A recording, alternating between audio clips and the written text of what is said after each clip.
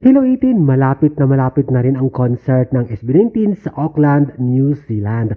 Ayon sa post ng isang 18 na nakabase sa New Zealand, ang concert simula at wakas ng SB19 sa kanilang lugar ay nakakatulong din kahit papaano sa turismo at ekonomiya ng New Zealand. Dahil may mga Pilipino na mula sa Indonesia, Australia na pumunta sa New Zealand para manood parang concert ng SB19. So, dagdag turismo at kahit papaano umangat ang ekonomiya ng New Zealand nang dahil sa SB19 concert.